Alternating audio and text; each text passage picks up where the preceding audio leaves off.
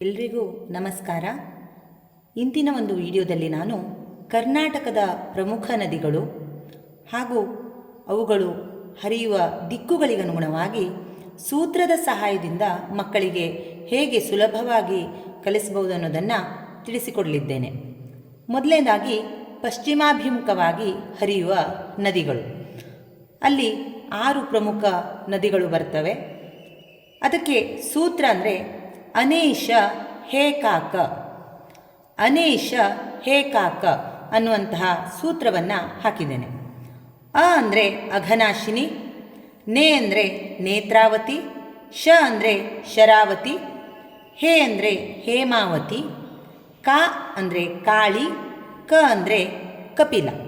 ಈ 6 ನದಿಗಳು ಪಶ್ಚಿಮಾಭಿಮುಖವಾಗಿ ಹರಿಯುವಂತಹ ನದಿಗಳು. ಅವುಗಳ ಸೂತ್ರ ಅನೇಶ ಹೇಕಾಕ.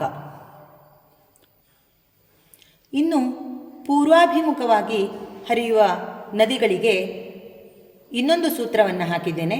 ಅದು ಅಕೃಷ್ಣ ಕಾವೇರಿಯ ಮಘ ಹಾರಂಗಿ ತುಂಬಿಸಿದ.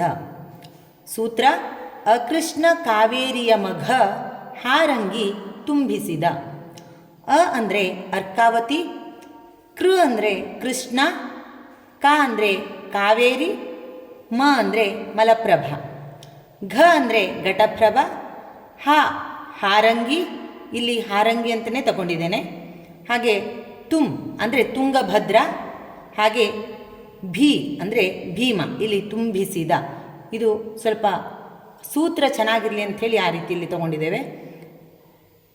ಈ ಮೂಲಕವಾಗಿ ನಾವು ಮಕ್ಕಳಿಗೆ ಕರ್ನಾಟಕದ ಪ್ರಮುಖ ನದಿಗಳನ್ನು, ಪಶ್ಚಿಮಾಭಿಮುಖವಾಗಿ ಹರಿಯುವ ನದಿಗಳು ಹಾಗೆ ಪೂರ್ವಾಭಿಮುಖವಾಗಿ ಹರಿಯುವ ನದಿಗಳು, ಇದಕ್ಕೆ ಸೂತ್ರದ ಸಹಾಯದಿಂದ ಬಹಳ ಸುಲಭವಾಗಿ ಕಲಿಸಬಹುದು. ಇಲ್ಲಿ 5ನೇ ತರಗತಿಯ ವಿದ್ಯಾರ್ಥಿಗಳಿಗೆ ಈ ವಿಷಯ ಬಂದಿದೆ. ಹಾಗೆ ಹಲವಾರು ಕಾಂಪಿಟೇಷನ್ ಇರುವಂತಹ ಹಲವಾರು ಎಕ್ಸಾಮ್ಗಳಲ್ಲಿ ಕೂಡ, ಕಾಂಪಿಟೇಟಿವ್ ಎಕ್ಸಾಮ್ಗಳಲ್ಲಿ ಕೂಡ ಇದನ್ನು ಕೇಳುತ್ತಾರೆ.